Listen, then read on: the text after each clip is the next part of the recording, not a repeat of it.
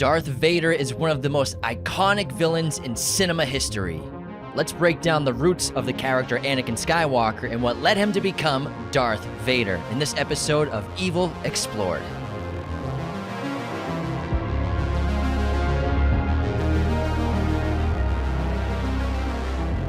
Hello, movie friends, and welcome back to another episode of Raiders of the Lost Podcast, the ultimate film and TV podcast. And today, we're going to do a character study of Darth Vader, a.k.a. Anakin Skywalker. We really enjoyed the Anton Chigurh Analyzing Evil episode we did, and a lot of you had some great feedback for it. So we did Joker as well. And Joker as well. So we're going to keep doing this series, but now we're calling it Evil Explored. Evil Explored. And Darth Vader obviously is one of the most iconic characters in film history, as well as Anakin Skywalker. Now, Darth Vader was named by the AFI Film Institute as the third greatest movie villain in cinema history. Guess who he's behind?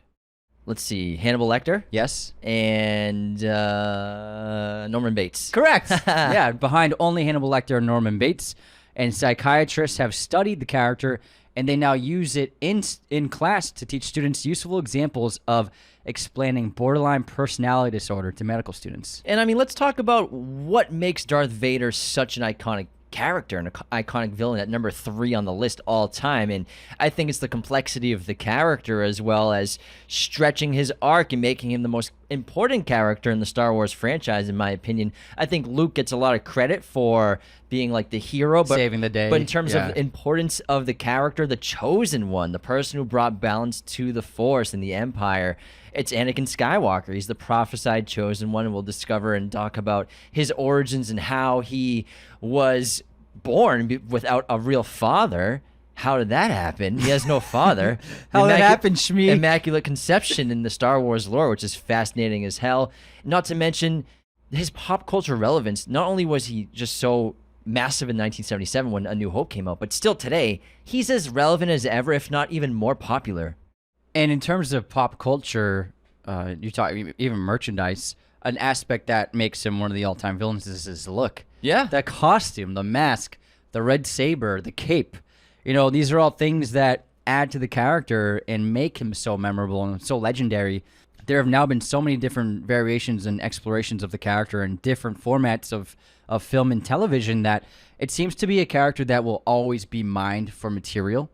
And then just on my research of looking, I was curious, what was Anakin doing between episodes 1 and 2, and then between episodes 2 and 3? But then also it was really fascinating to find out what Vader was doing between episodes 3 and 4. And there's a ton of story, a lot of things that help explain a little bit more of his character, because I remember being a kid and Darth Vader just being this like spooky villain and very scary, and just being like everybody talked about Vader. Darth Vader is like the biggest movie villain ever. And then we grew up with the prequel trilogy, and I remember Anakin getting a lot of flack from the press and from fans, judging his performance and basically ridiculing. You mean Hayden? Hayden Christensen, his performance, but also the writing of the character. And I've now learned that the character is fleshed out a lot more in Rebels and Clone Wars, and we have so many friends who are always like, watch Clone Wars and Rebels, do it. I might get around to it one day, but it's good to know that the character was fleshed out in an amazing way that made big fans really happy about it. And it's a character who has such a massive rise and even meteoric fall in terms of good to evil, light and dark. This child born as a slave becomes a slave of the Jedi, you could say, but is also the most powerful with the Force there ever was, you could argue, as well as then turning to the dark side out of love and fear, and just becoming so evil as Darth Vader and being responsible for the death of billions of people around the galaxy, you could argue, being having his hand on the destruction of entire planets and peoples, as well as obviously like I think there's 51 movie deaths he's responsible for, like himself that we see. The rise and fall of Anakin Skywalker is why it's such a fascinating story, this great tragedy that's up there with like Shakespearean characters, and it's so fascinating and interesting that a character that dense exists in this world of space fantasy. It's really incredible what George Lucas came up with this character and the story, and having a lot of these ideas in his head way back in the 1970s of what he wanted to do with the future of this story and this character of Anakin Skywalker. And like I said, when we grew up, it was always Luke Skywalker. But Anakin Skywalker over the last 15 years and this century, really, since the prequel trilogy came out, has become a massive character with fan popularity. I mean, his hashtags, whenever you make a video, have billions of videos and billions of views. A very popular character, maybe the most talked about in the Star Wars franchise. And the century, I would say for sure, without a doubt. Hayden and Anakin have become extremely popular on social media. And it's interesting because it was quite the opposite when we were kids. You know what I mean? It's funny to see that contrast and how people who grew up with the films that now adore them, and I think they've kind of turned the opinion of public opinion.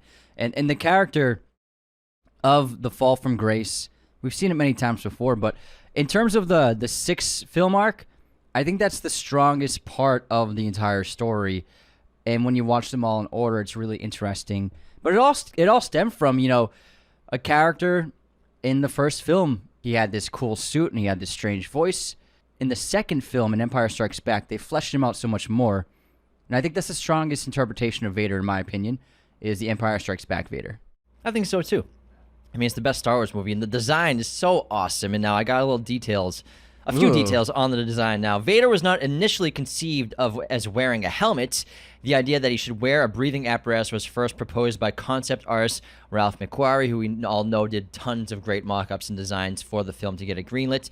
During pre-production discussions for Star Wars with Lucas in 1975, according to McQuarrie, Lucas directed him to portray a malevolent figure in a cape with samurai armor. George said he would like to have a very tall, dark, fluttering figure that had a spooky feeling like it came in on the wind. Because the script indicated that Vader would travel between spaceships and needed to survive in the vacuum of space, McQuarrie proposed that Vader should wear a spacesuit. Lucas agreed, and McQuarrie combined a full-face breathing mask with a samurai helmet, thus creating one of the space fantasy cinema's most iconic designs. McQuarrie's 1975 production painting of Vader engaged in lightsaber duel with Dark Starkiller depicts the former wearing black armor, a flowing cape, and an elongated skull-like mask and helmet. This initial design by McQuarrie was relatively close to Vader's final depiction. Working for McQuarrie's designs, costume designer John Mull devised an outfit that could be worn by an actor on screen using a combination of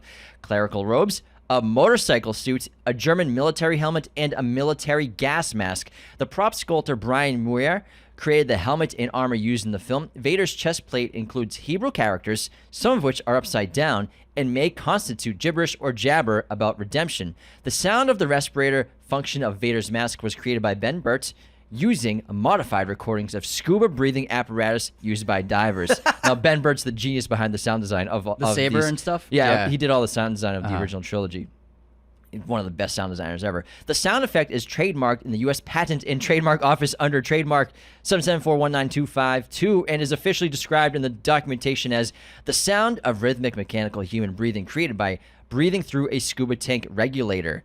Commentators have often pointed to the influence of Akira Kurosawa's films such as The Hidden Fortress on George Lucas, and Vader's samurai-inspired costume design is held up as a significant example of the Japanese influence on Star Wars. The motorcycle suit makes a lot of sense. It does have that feel to it. Now, explaining, you mentioned earlier, it's very interesting how Anakin was born without a father and how he is the most powerful Force user, and this is because he's a Vergence. Now, a Vergence is sometimes described as a Force nexus, a nexus, or a locus, which is an unusual yet naturally occurring concentration of Force energy localized around a place, an object, or a person. It's kind of like a Horcrux. We've seen Vergences before. The Cave of Evil, the one that Luke walks into to confront his father, that was a Vergence, and that's an evil Vergence of Force evil kept alive in a location. Now, the individual Anakin Skywalker was also a Vergence, as was the mountain around which the Sith Shrine and the Jedi Temple on Coruscant were built. That mountain was a locus of power which attracted Force wielders of various beliefs. It was deemed sacred by the locals. So this is why Anakin is so powerful because he's not just like another Jedi who's force sensitive or very talented. He is an extreme thing called a virgin, which I find so fascinating. Well, he was created. Now, Anakin's mother told him that he had no father, Immaculate Conception, right? And Qui-Gon Jinn judged that the only way Anakin Skywalker could possess his concentration of midichlorians, of which he has 20,000, higher than Yoda, was if they created him themselves inside Shmi Skywalker's room, making Anakin the Chosen One prophesied to one day emerge to bring balance to the Force. Now, the comic Darth Vader number 25 confirms that Anakin Skywalker was the result of the dark side midichlorian manipulation inside of Shmi Skywalker's room performed personally by Emperor Palpatine. And for those who might wonder how Anakin would actually be able to learn such an earth-shattering truth without suspicion of it being father manipulated by his Sith master, the circumstances of the story help explain. The story suggested that Darth Plagueis and Darth Sidious reached out through the Force to try to create a child that they could use as an ultimate weapon. But the midichlorians, sensing this attempt, foiled their plans to create a child that would bring about the end of the Sith instead. So, he was created by the dark side, by Palpatine and Plagueis, to be the ultimate weapon, and ironically, it backfired on them. Just like Voldemort. Until Disney bought it. Just like Voldemort. In a lot of ways. He created the perfect weapon to use against him. Well, so yeah, the Sith yeah, created yeah. the perfect weapon to use against themselves. Yeah. Well, I mean, yeah, but they were trying to create a weapon. Yeah, Voldemort yeah. wasn't trying to create a weapon. True. Yeah. So not really. You should probably stop bringing up Harry Potter. Anthony. It was an This is accident. Star Wars. People are going to get upset. So just no more Harry Potter. All right? That had nothing to do with Star Wars. But it's interesting that Anakin, his story does have the Jesus motif. Born without a father, Immaculate Conception, powerful, unexplained powers, and a destiny to save a people. And so I love how Lucas pulled from so many narrative and cultural ideas. You get the samurai with the design, you get the Christian Jesus story with the background of the character. And then you even get a slavery-inspired story with Anakin's childhood as a slave. And so I think that's what makes the character so rich and detailed is the well of themes and ideas that George Lucas pulled from to create the foundation of Anakin. Let's go over the prophecy now. An ancient Jedi prophecy made by an ancient Jedi mystic and recorded on a holocron foretold that the Chosen One would restore balance to the Force by destroying the Sith. The prophecy also predicted that the Chosen One would also become one of the strongest Force sensitives in the galaxy, rivaling the power of most legendary champions of the Jedi Order, like Yoda and Mace Windu. Although the Jedi had long spoken of balance in the Force, there's no consensus of what that meant for the galaxy. Some people thought that the light side of the Force and the dark side of the Force had to be equal in order to create that balance, while others believed that the light could be the Force in its natural state, making the dark side the cause of imbalance. In contrast of the Jedi's view of balance, the Sith Lord Darth Sidious believed that the dark side needed to be free and the light side suppressed in order to achieve balance in the Force. The Chosen One was the central figure in this Jedi prophecy. Now, the Chosen One was born during the era of the Galactic Republic. Anakin Skywalker, the son of Shmi Skywalker, was exceptionally strong with the Force, possessing an unprecedented level of more than 20,000 midichlorians in his blood.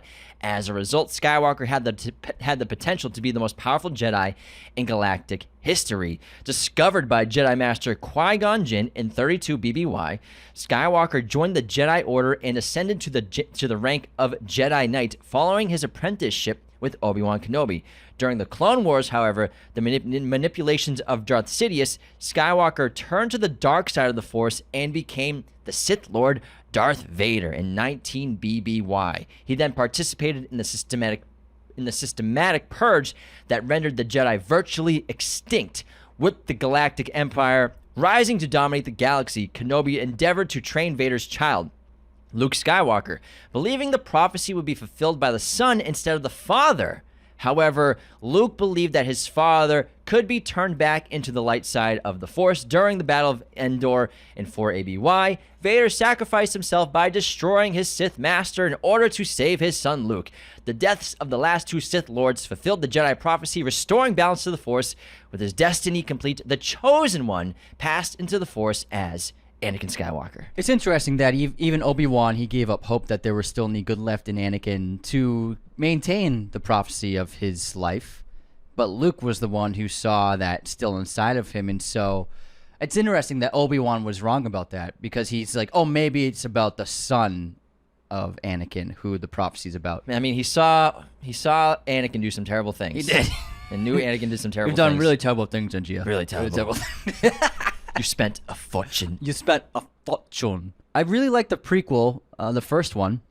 And as a kid, I think it was smart for George Lucas to cast Anakin as a child and not a teenager, connecting the story to kids and children like us when we were 9 or 8 when it came out. I think it was vital for the survival of the franchise, and now it's obviously worked because kids from the 90s adore the films now.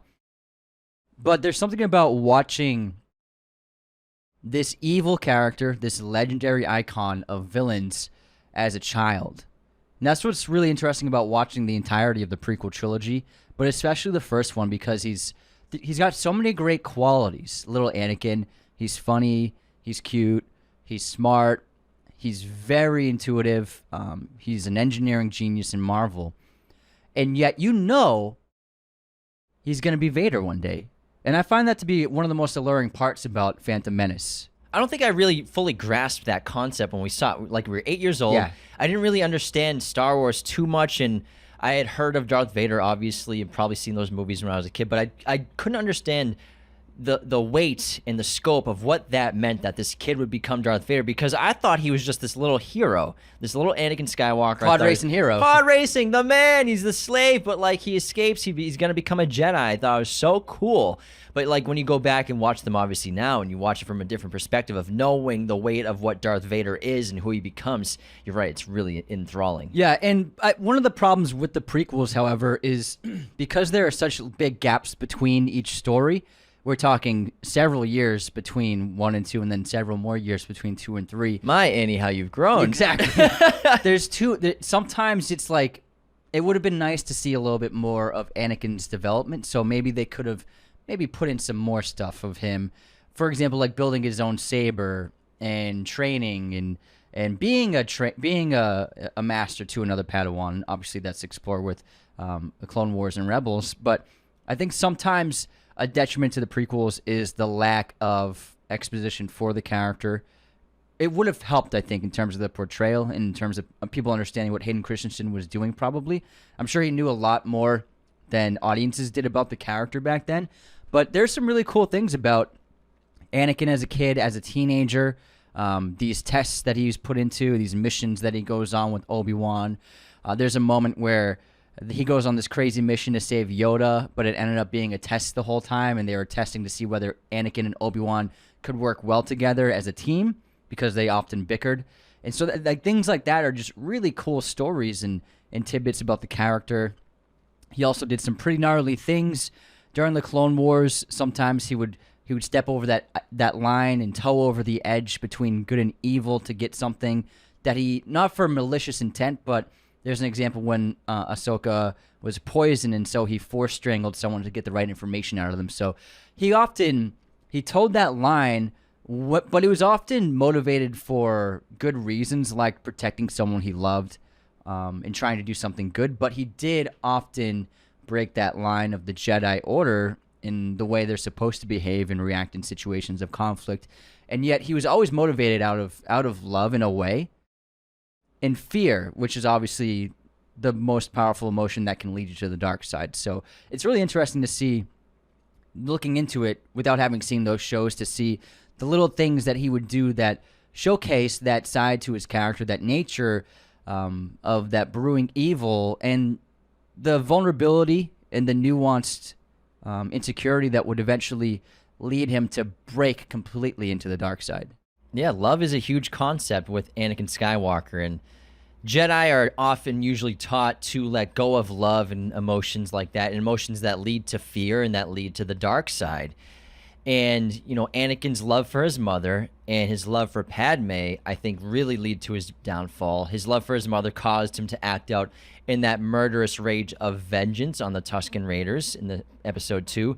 And then his love for Padme led him to losing her and fear losing her and do anything to save her and be coerced by the dark side to prevent her death because he couldn't live without her in his mind. So love is one of the main reasons why Anakin falls to the dark side. But you could also argue that the Jedi are ignorant in a way of not embracing love and learning to control it versus just ignoring it or putting it out or just letting it go, which is interesting because it does lead to the downfall of obviously their greatest potential warrior and Jedi, which is one of the reasons why he's not promoted to the rank of Jedi Master, because he's too aggressive, because they want him to spy on Palpatine. But also you could argue that the Jedi Council fear Anakin. I mean, you could say that, but also the stoicism and monk-like ideology of the Jedi, it's maintained its power for so long. And it's mentioned multiple times, the possibility of training Anakin would be a mistake because he's too old. The council initially rejected him because they already knew he had the attachment. So it's important to take younglings when they're so young they really can't remember any connections they may have had, and especially if they don't have any connections, the better. So Anakin being 8 or 9 when he entered the council, and they'd rejected him at first, I think they understood that, to maintain the ideology, he's too old, and we can't trust that. So I think the ideology works. The monk-like approach to life, I think that does work for the Jedi, but Anakin was an example of when they're too old, it's risky, because when he addressed Obi-Wan about what his childhood was like, Obi-Wan actually can't even remember his childhood because he was taken by the Jedi when he was so young. He has no memory, so he had no connections. And if you're raised from being maybe even a toddler into this ideological, spiritual, monk-like world, that's going to be your life, and you'll be open to that so effortlessly. There's nothing that's going to pull you away from that, unlike Anakin, who had already emotional attachments to his mother that pulled him away from that constantly was trying to pull him away. And that emotional connection to a human being also led him to craving another connection to a human being. And it's because of him having a mother and a relationship with a mother that made him develop a relationship with Padme, in my opinion. And also, he never had a father. He almost had a father figure. Qui-Gon Jinn would have been not only his master, but his surrogate father. He was going to train him. And you could argue that if Qui-Gon continued the training, didn't die and get killed by Darth Maul, maybe Anakin would have had a better life and wouldn't have turned to the dark side, but then he wouldn't have been the prophesied one. So it had to happen, you could say. But Qui-Gon would have been his surrogate father. And, Obi-Wan took on the mantle of training Anakin, but he was never a father figure to Obi-Wan. They were brothers. They bickered. They fought. Well, there was a time when Anakin was quite young that he looked up to Obi-Wan as a father-like figure and even worshipped him. But then they became brothers. But then brothers. as he aged up, they did become very much brothers in a way. And competitive. Yeah. And also, Obi-Wan didn't want to train him. He just took it on out of respect to Qui-Gon, you could say. And because he's the chosen one, I'll do it. Qui-Gon was my master, so I'll be Anakin's master. What a great ending to Phantom Menace when it's the celebration and he says, I'm going to train you. And then you see Palpatine. He's just like, he knows. He's like just laying the chessboard out. He's like, I've been planning this out all week, son. Training day. But it's just interesting to think about. So Palpatine's plan, why did he not train the boy himself on the dark side? Did he have to? So he had to infiltrate the Jedi. He had to make this boy a Jedi to get his plan to really work. Like he couldn't just trade him as a Sith. He had to take the like Jedi Darth out Maul. from the inside. It's genius. Uh-huh. So he had to get someone who would become a very powerful Jedi, then turn him when he's at the height of his power, and then because he's able to do that, Order 66, the Jedi are destroyed almost because of Anakin's power and strength. Yeah. Okay, that makes sense. Yeah. So you can't just go 2 Siths going against all the Jedi. You're going to lose every time. He can't like bring him up like Darth Maul. Yeah, that's why he's a brilliant politician as well. He's been planning this all week, son. He's been planning it for decades. All decades, son. He's been planning this for decades. Destroy the Jedi from the inside out. So in a way, Palpatine is Anakin's father. I mean, to an extent, Kind of. yeah. He created his life. Basically. Yeah. And he chose this mother in particular. He wanted Anakin to be born into slavery, to feel that anguish, to feel that pain and that trauma as like a starting off point for his path towards evil. So he specifically chose this woman in this slave community on this planet because he thought that this would be the best circumstances to create a damaged human being. And also, easier to control. He's been a slave his entire life, obviously born on Tatooine to the Hutts in slavery. And then you can argue Anakin becomes a slave to the Jedi Order to an extent. And then also he eventually becomes a slave to the Siths, to the dark side, and just becomes basically an attack dog for Sidious because his real plan eventually becomes I'm going to replace him with Luke Skywalker as my next apprentice. So he's been a slave his entire life. And I wonder, did Palpatine have a hand in Anakin's mother's death? Or was it just by chance and happenstance? I'm sure. I wonder. I'm not sure. I think it might. I mean, it would make sense if he played a part in causing her death, to cause that pain within Annie. Yeah, probably. It has. It only makes sense, you know. It's so cute how you call him Annie. Oh, like Annie. Padme. But Palpatine's plan is absolutely genius, but it backfires on him. So that's actually, speaking of Padme, that's another thing that they did an okay job of exploring in the films, but it's so much more fleshed out in the shows where the audience gets to really see how important Padme is to him and how intense their love is, which makes his turn to save her make so much more sense. Because I think that in terms of on-screen chemistry, Natalie Portman and Hayden Christensen were lacking. And in terms of the dialogue, that was lacking as well. So a con I have to the prequels is the romance never felt quite right. And they very rarely felt like they had a connection, chemistry, or a true relationship. It just seemed kind of forced. And Pun intended. Pun intended. So that's something that I think if that had been done better in the films in 2 and 3, ultimately that would have helped service Anakin's turn of desperation, turning into Darth Vader to save Padme. And that's clearly much more fleshed out in the shows, where you see so many more interactions and so much more story built upon their relationship. Plus, they have a lot of awkward moments in the movies. Yes, lots of even awkward. when they're together. Yeah. And I think, it's a beautiful, like, secret romance, and that's always alluring and great for a story. And they have the secret wedding and the secret pregnancy.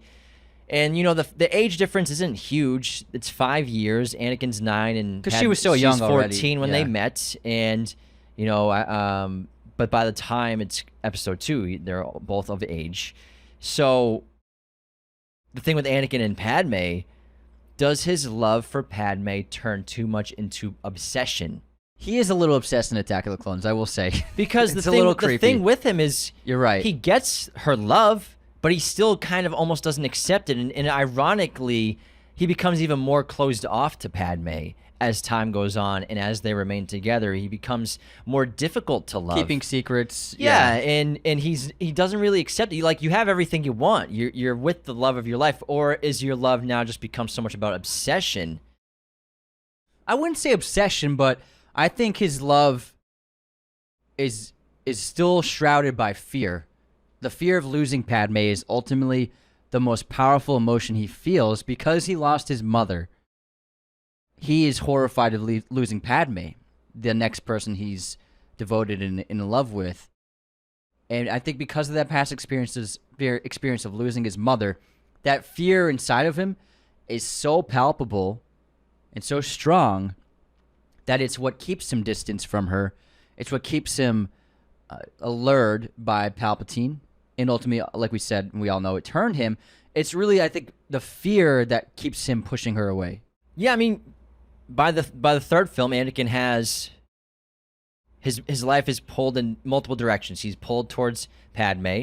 He's pulled towards Palpatine and being coerced with this new dark side of the Force that he's curious about to preserve Padme's life. He's, pulled to the Jedi Council, Obi-Wan Kenobi, the Empire, the Republic. So he's like being pulled in six different directions of where he should focus his energy at.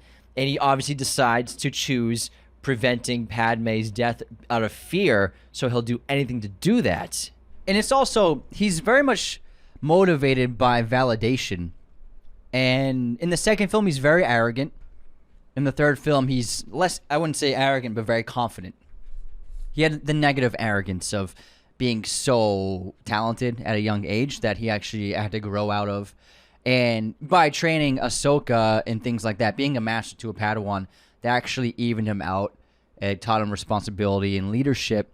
It made him grow as a character, and it made him appreciate everything a little bit more. So then he became less arrogant. I think by the third film, his arrogance is gone, and he's just a very capable, confident man. But these traits, they can start negative, and then you can improve upon them, and you can turn them into strength. These problem traits can turn into strengths. Like, he does turn a few into strengths, but then other traits, they get worse in the extremely negative way by the third film, to the point where it's irreversible in a way. Yeah, absolutely. It is irreversible, because I think that's what makes Darth Vader so evil. Is by the time he becomes Darth Vader, after he loses that fight to Obi-Wan and gets the suit, the new limbs and everything, and, when we see him in A New Hope and what he does in the original trilogy, this super evil and merciless monster in a lot of ways, it's basically because he's just so aware of how evil he's become and what he's done, he just can't stop becoming more and more evil, because once he's taking his first step in that direction, there's no going back. And also on top of that, the other emotion that gets worse, I meant to mention it, was the validation, the need for validation, which I started with. That need for validation, it starts pretty innocently. He's a teenager. He's stubborn. He doesn't want to be told what to do. But then by the third film, the lack of validation from the other Jedi, not being called a master, being put on the Jedi Council, but only as a knight, he feels as though, since he's not being validated for who he is the chosen one. He thinks of himself as the most powerful Jedi alive. How can they not appreciate me? And that becomes a fiercely strong negative emotion within him.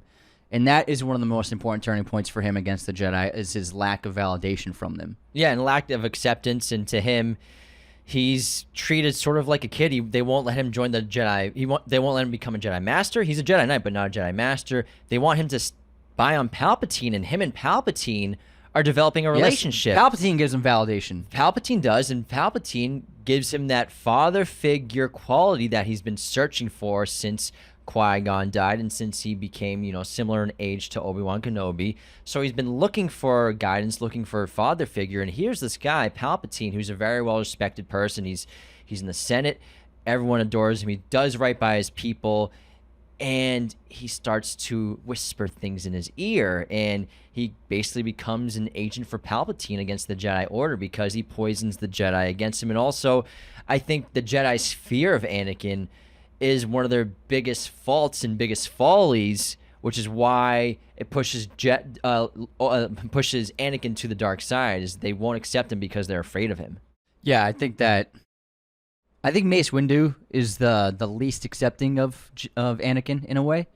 At least that's what I can tell from the performance in the films. I mean, in terms of acceptance of becoming a Jedi Master, Obi-Wan's up there as well. Obi-Wan argues against Anakin becoming a Jedi Master. But Obi-Wan, it's Obi-Wan understands Anakin and understands his flaws in terms of the duel in the show is a good example of, he showcases some of Anakin's faults of why he isn't ready to be a master quite yet, in terms of being too aggressive, of fighting to win, of needing to win, and fighting to, in a way, kill. And Obi-Wan takes advantage of that.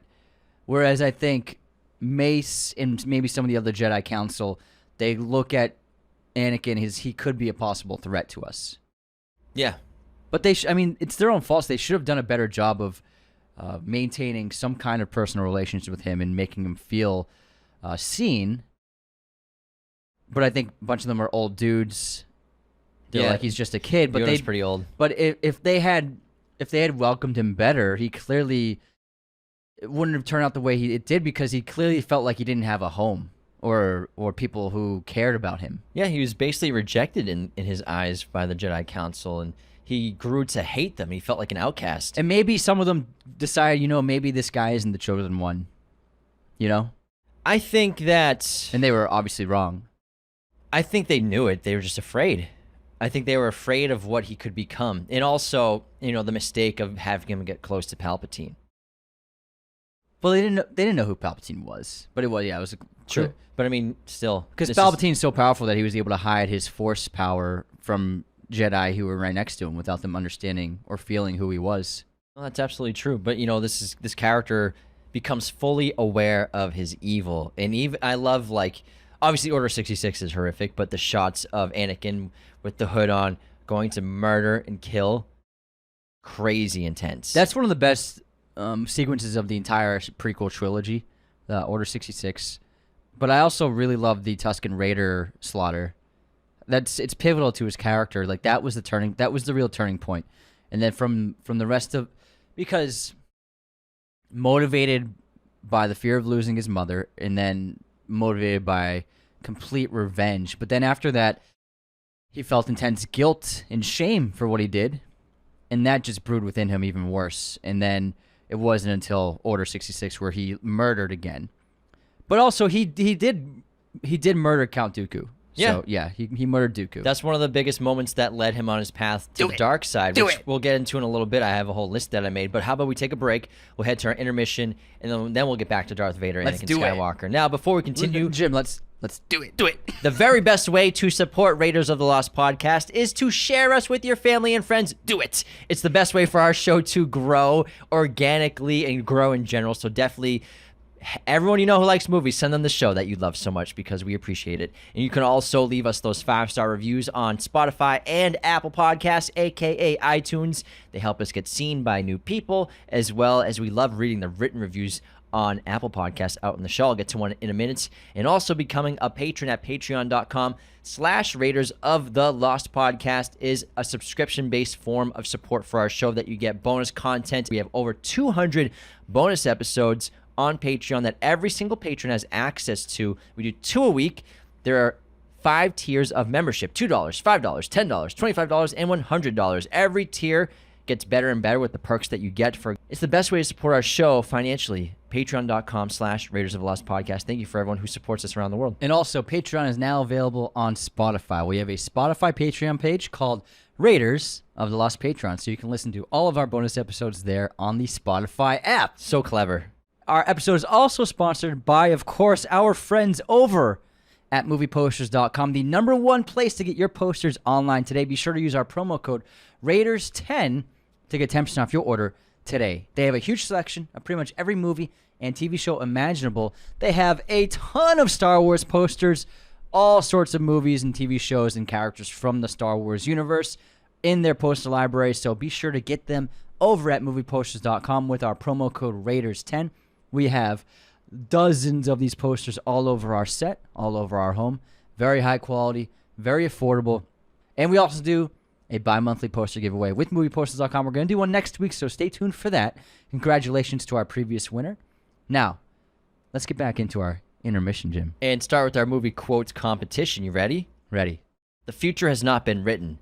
There is no fate but what we make for ourselves. I wish I could believe that. Does one character say all that? The future has not been written. There's no fate but what we make for ourselves. I wish I could believe that.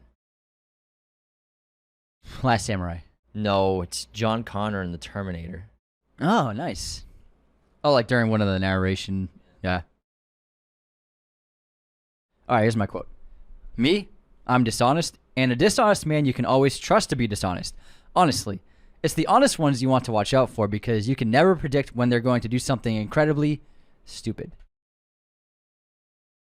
It's a great piece of dialogue. It's a great movie. I'm not sure. It's Jack Sparrow in Pirates of the Caribbean. No way. Yeah.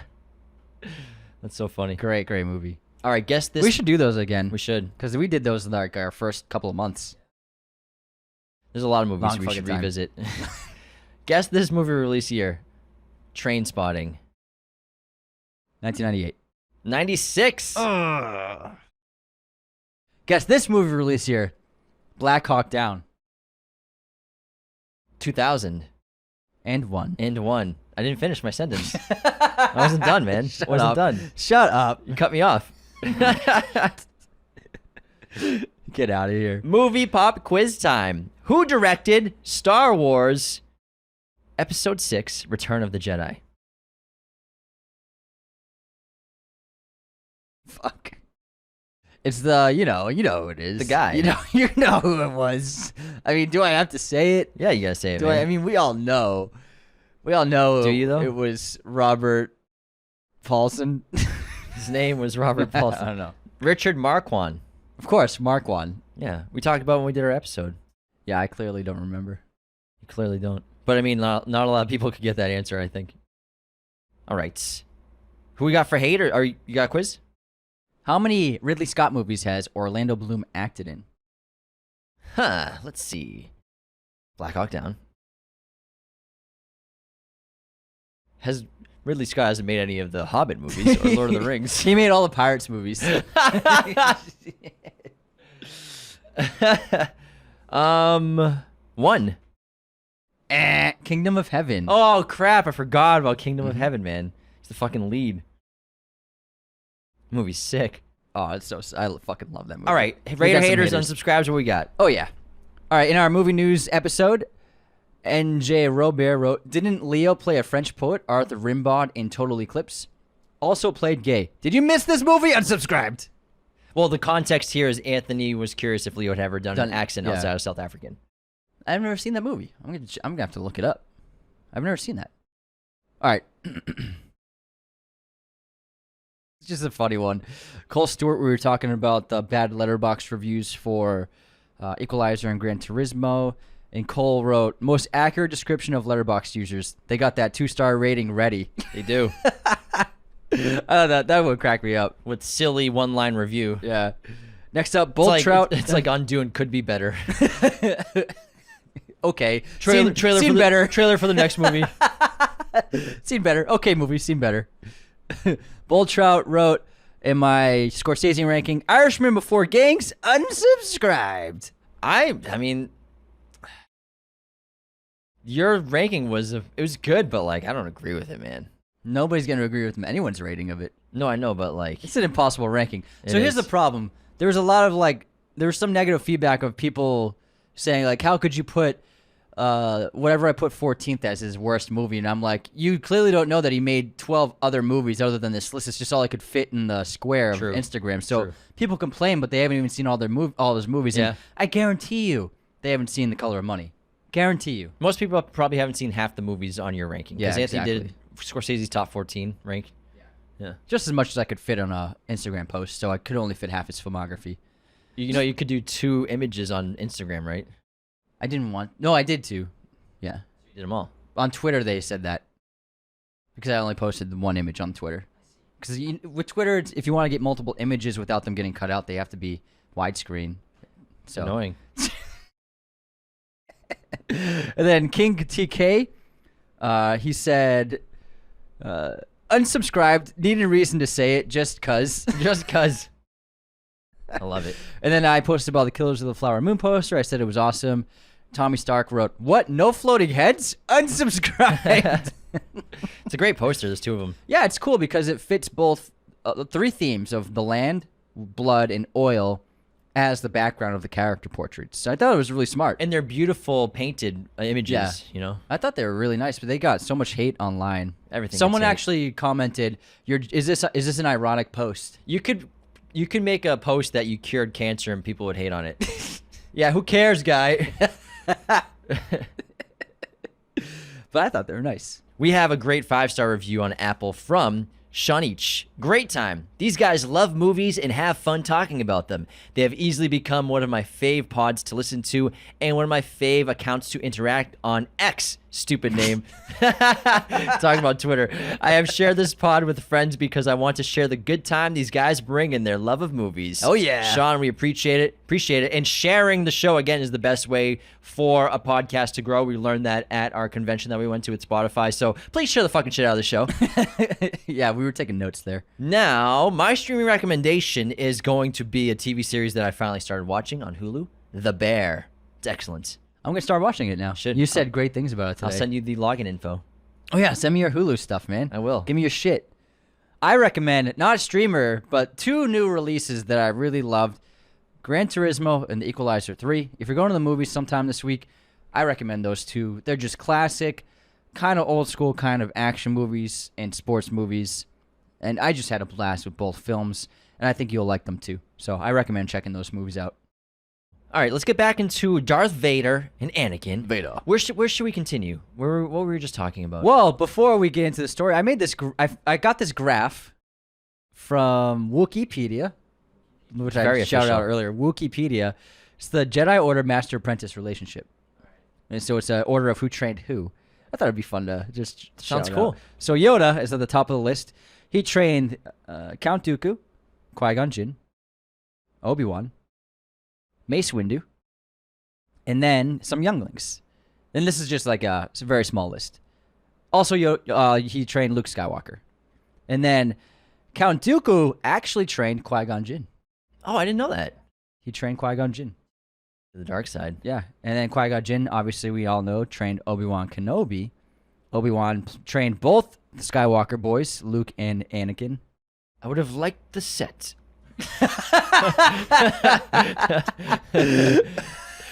Great reference. That's an obscure. What happened to no more Harry Potter references? I couldn't Dude's help it. quoting Slughorn after he attacks me. I've never had an opportunity to use that quote before. That's Slughorn talking about the Black Brothers. How I'd have liked the set. I'd have liked the set. That was a great reference, man. That was a great reference.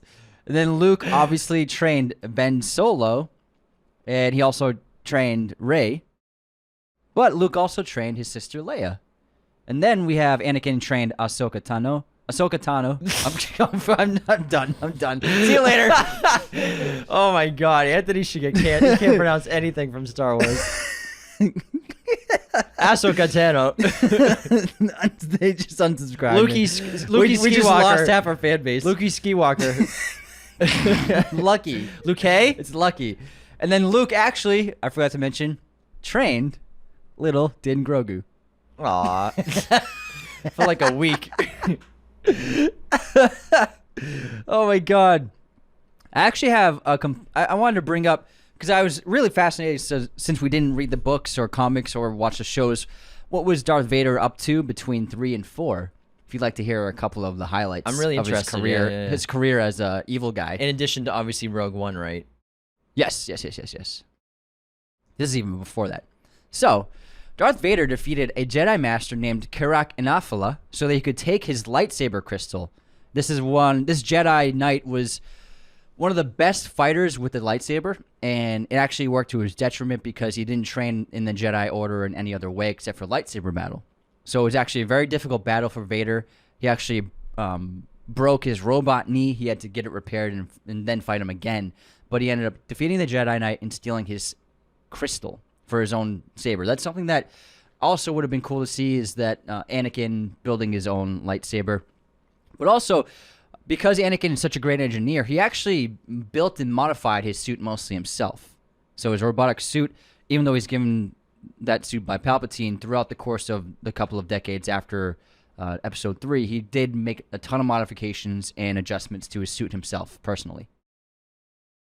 He also eliminated the Jedi librarian Jocasta Nu, who is a very powerful Jedi and held and guarded lots of Jedi knowledge.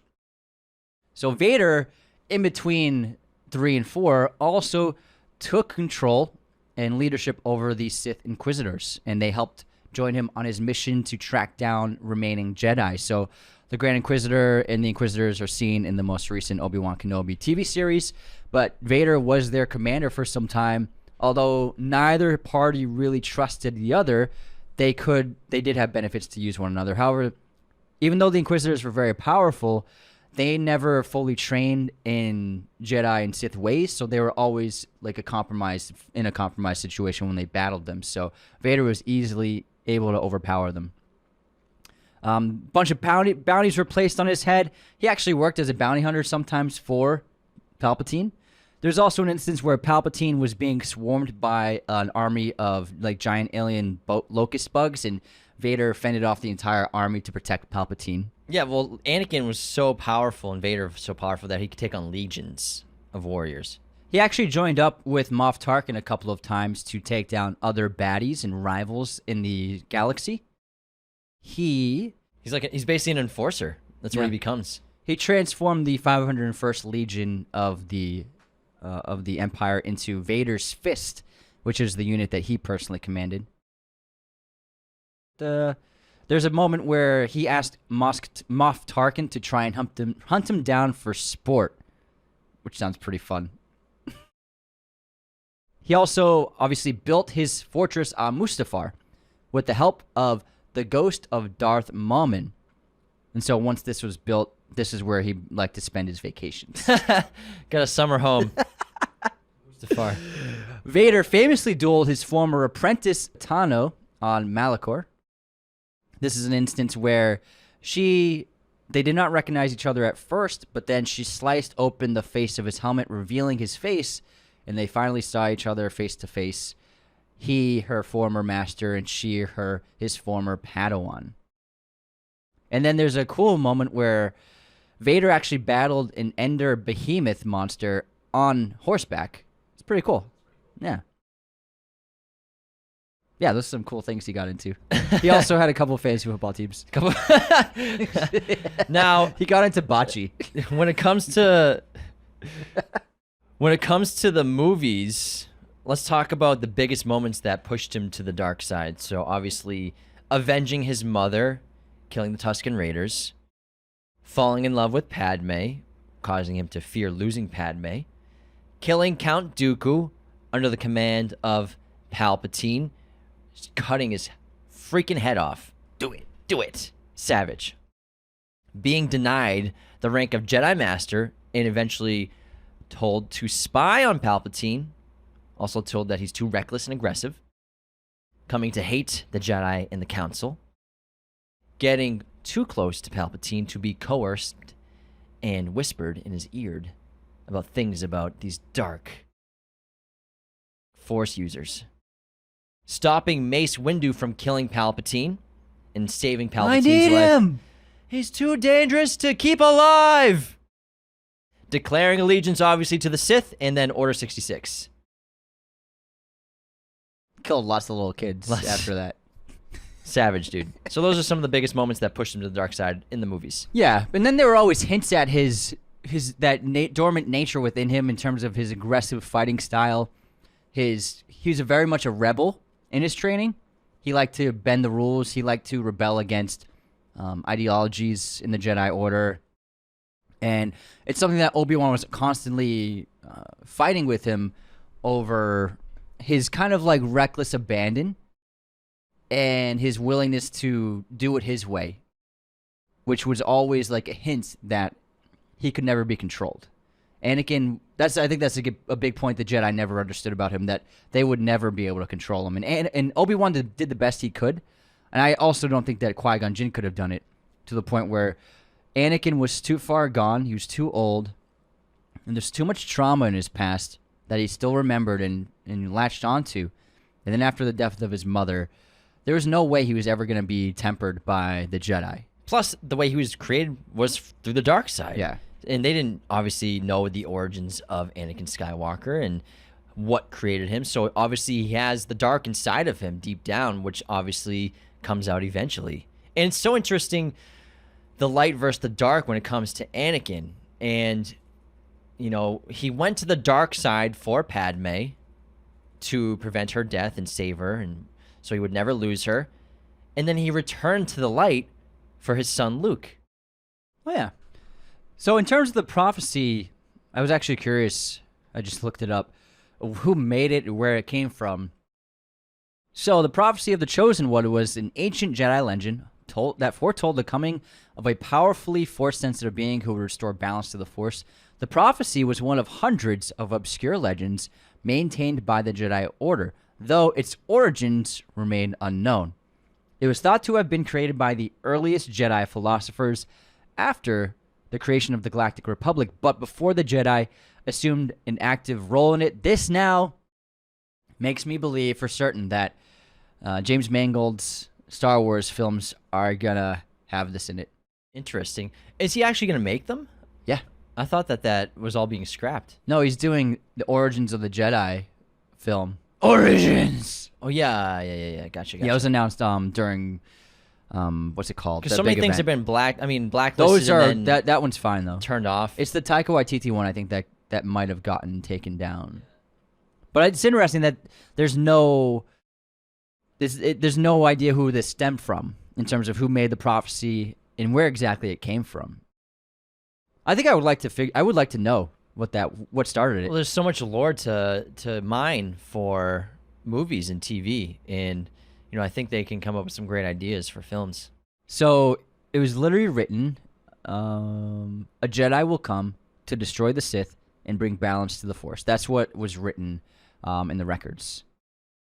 I have a question for you. Yes. Do you consider Darth Vader and Anakin Skywalker to be two different people? I would say that's a good question, because in a way, Anakin, I wouldn't say it's split personality, but I agree with the borderline personality disorder that he's been diagnosed with. It's not like the movie Split, where it's two personalities in his mind, but I think it's a representation of two paths he could have gone down. And Vader is one of the paths, and Anakin is another one of the paths. And in a way, I think that ultimately he's always Anakin, but Vader is a literal and figurative mask that he wears. I think he becomes Vader. I don't think he had two personalities. I don't think there are two ideas within the one human being. I think that he chooses to become Vader. It's a representation of him choosing evil. Yeah, I see a lot of people say that Anakin and Vader are two different people in terms of his acts. That's actions. Like you're saying it's like Gollum and Smeagol, where it's definitely two different. It's too convenient to say that Anakin isn't Vader and like Vader did all these horrible things, because Anakin did horrible things as well. Exactly, that's and my also point. They're both responsible for the death of Padme, and then it's too convenient because he becomes Anakin again at the end of Return of the Jedi and saves Luke. So technically Anakin wasn't dead. He was there the whole time.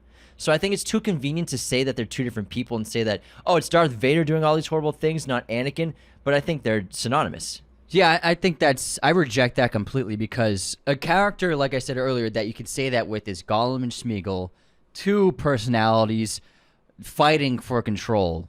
And it's a struggle within the one being of Smeagol versus Gollum. And there's always that push and pull. One takes control, the other takes control. And that's where you can say there are two personalities fighting to dominate this body. But Anakin and Darth Vader is not even close to the same thing. I think it's just one human being. It's just Anakin Skywalker. Darth Vader is who he becomes. It's a moniker. And it's kind of like basically a rebirth of turning into a new kind of person, turning into this new being, turning into this new name. And it's basically like a crowning ceremony, obviously. But I would say it's an evolution more than a wholly new being. I would say, yeah, it's an evolution of the character. I'd like to talk about Padme's death as well. So this happens on Mustafar. It's the catalyst where she's pregnant, and Anakin discovers her with Obi-Wan and obviously thinks the worst things possible. You take her from me! And force chokes her until she collapses on the ground and faints. Doesn't kill her then, but she dies after childbirth. A lot of people say that she died of a broken heart to see what had become of Anakin. Do you believe that she died of a broken heart, or do you take the opinion that I have, where I think that Palpatine killed Padme to give her life force to Anakin while he was recovering? So the idea of a broken heart, dying of a broken heart, it does kind of make sense. It's a silly notion, but she's in an extreme situation. She just gave birth. It was a difficult pregnancy, difficult birth. She's very weak. She's already extremely vulnerable, so I think that extreme depression could have an even worse effect on that. Lack of a will to live to prevent her from recovering is a way of explaining that. I can get behind the Palpatine theory of Palpatine killing her, but the complete lack of any evidence of it that we were shown in the film, I think prevents me from saying for sure that he killed her. If they had shown a cut between her and Palpatine, it was something a little He's more, like looking like something a little more definitive. But in my head, when I watched that movie, in that sequence of events, in no way do I connect Palpatine to Padme just because of the way it was written and edited. I think that if they had shown something, maybe a little hint, I would be like, oh, I would totally get behind that. But from what were presented in the film, I just take it as what's given to us as she died of deep depression. I think Palpatine did it to give him the life force of Padme to keep him alive because he was keep Anakin alive. Yeah, because Anakin was on the verge of death too. Yeah, his limbs got cut off, but also so that it would appear that Anakin caused Padme's death, further pushing him to evil in the dark side. Evil. So basically framing Anakin to think that he caused Padme's death. Yes. Not Palpatine. Yeah. I mean, it's a great plan. It's a great plan. But I'm just saying, they didn't show us even a hint of proof of that. Don't gotta. Just a couple looks, baby. Couple looks. Come on. Couple looks. There are not a couple of looks. Can you pity BS. Darth Vader? Can you pity him? I pity Anakin, but not Vader. Because if you pity Vader, it means that you're basically saying it's okay to kill people as long as you have a traumatic past. Yeah. So you can't pity him. You can't take empathy with him, but you can take empathy with Anakin, the boy, and Anakin, the teenager, and that's someone who you can pity, who you can reach empathy with, and who you can feel bad for and feel for, and you can understand their decision making. But I think that once he takes the knee to Sidious and he becomes Darth Vader, there's not an instance where you can connect with him anymore, or you shouldn't understand him anymore, because from then on he's a straight up murderer. And because if you say like I understand him, you're saying I understand murder.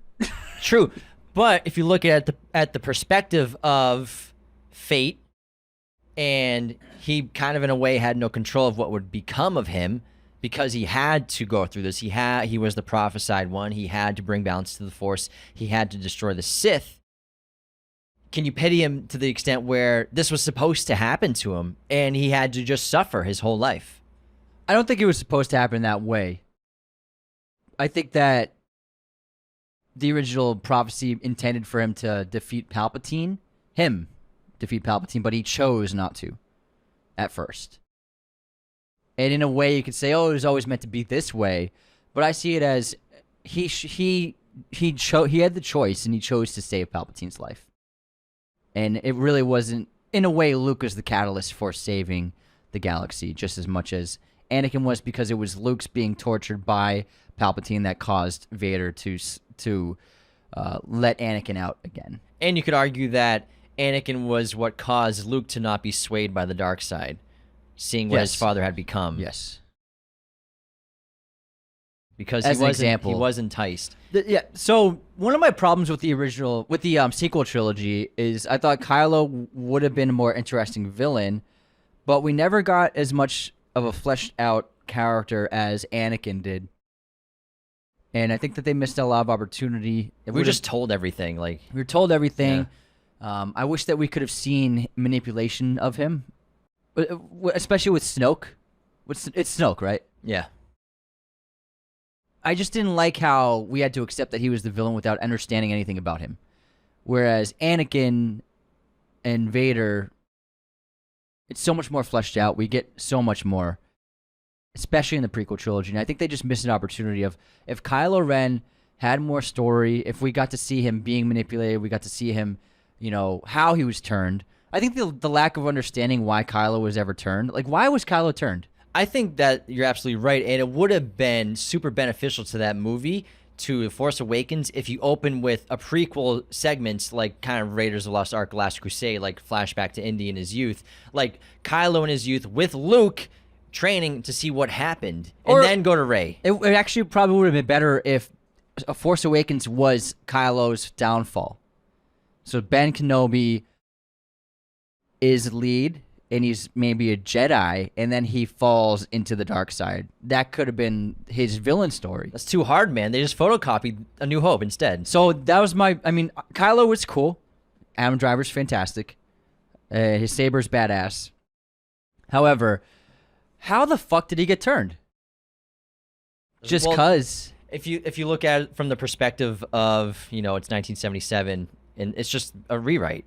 It just looks different. Yeah. It's shot for shot. What's Kylo Ren's opening? Getting off his ship and coming to attack people, just like Vader in A New Hope. I know, but still, they could have. They don't want to work that hard. I don't know why you think that these studios want to work so hard. They actually want to work hard and write a story. No, they're just going to take the original and just basically rewrite it. Force Awakens would have been so much better if Kylo was a Jedi who fell into becoming a Darth Sith by the end of the film, and we see the deconstruction of his psyche by Snoke, because the lack of understanding how he was turned is what makes his character so much weaker than Vader and Anakin. Because Anakin, there are so many layers to his character that lead to his turning to the dark side. It's so well fleshed out, and there are so many points things you can point to, like we have been.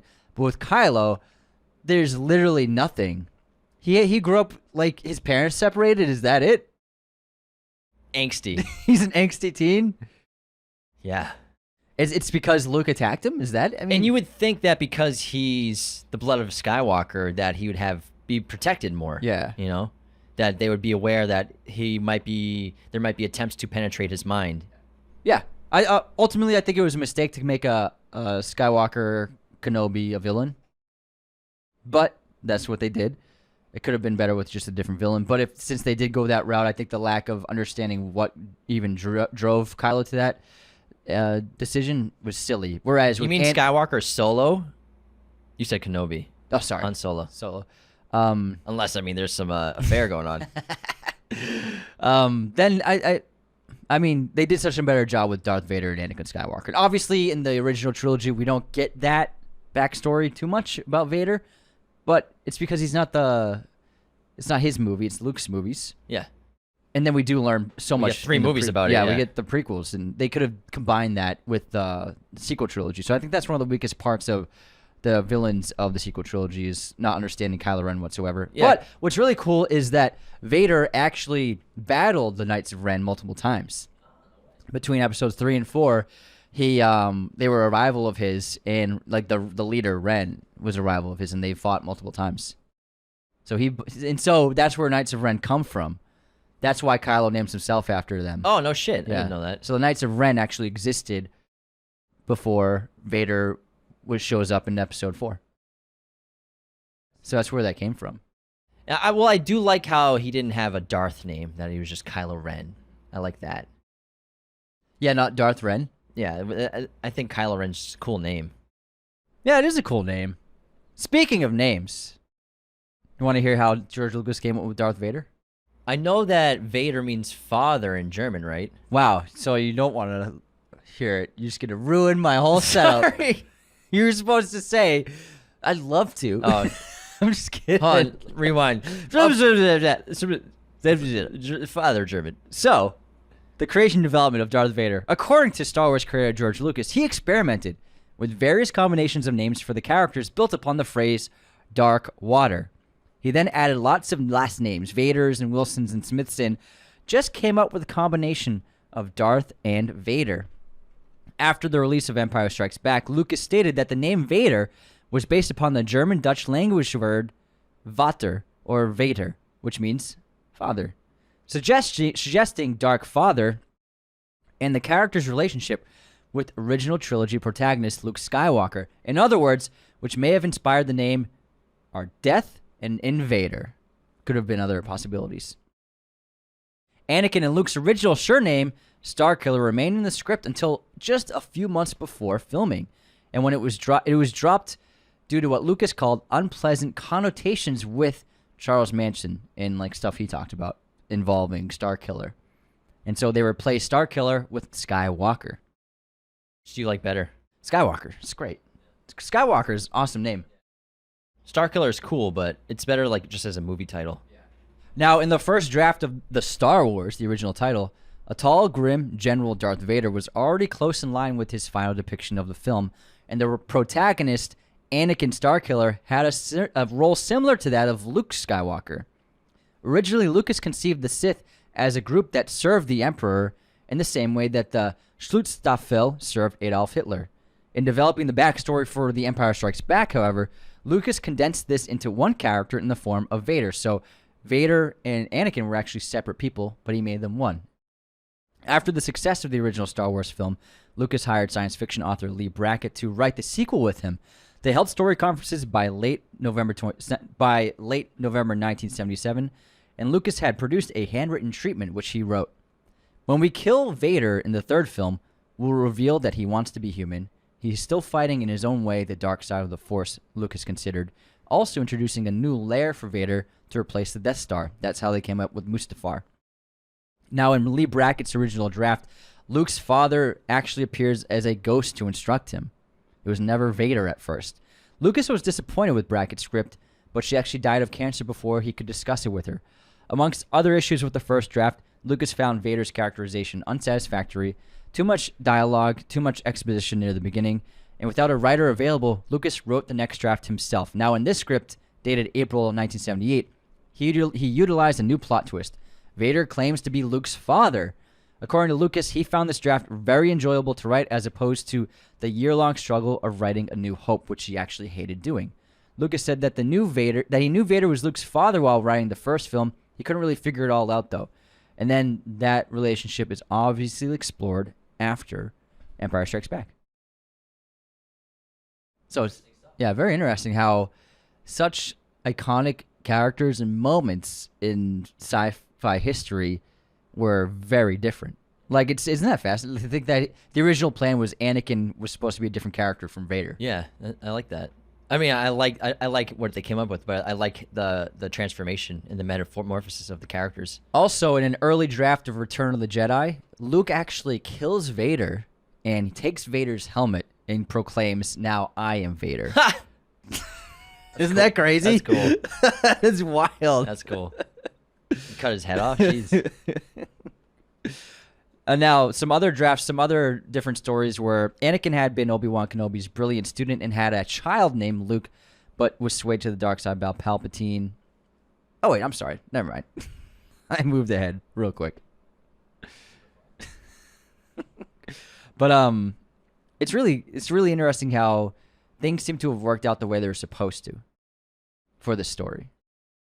That's how great stories come to be, man. And this one changed cinema forever and stories forever. Forever. Now, you got anything else on Vader, Anakin? Yeah, just some portrayal stuff. So he's portrayed by Darth Vader was portrayed by bodybuilder David Prowse in the original film trilogy, with fencer Bob Anderson performing the character's lightsaber fight scenes. George Lucas thought the 6'6" Prowse brought a physicality to Darth Vader that was essential for the character. So Anakin is actually 6'2", but when he's in body armor and boots, he's 6'8", so he's a monster. He's a monster. Lucas chose to also have a different actor be the voice of Vader since Prowse had a strong West Country English accent.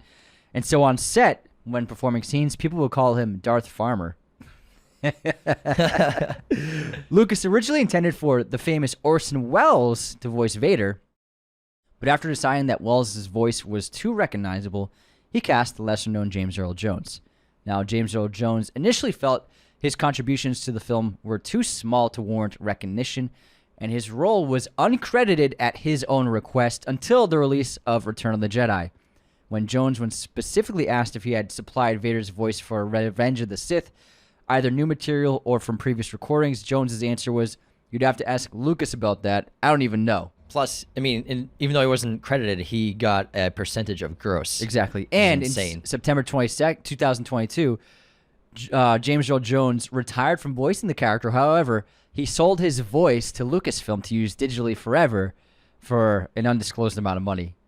So the voice of Vader will always be his voice from now on. It's very cool. Regardless of, who's playing him or what the movie or show is.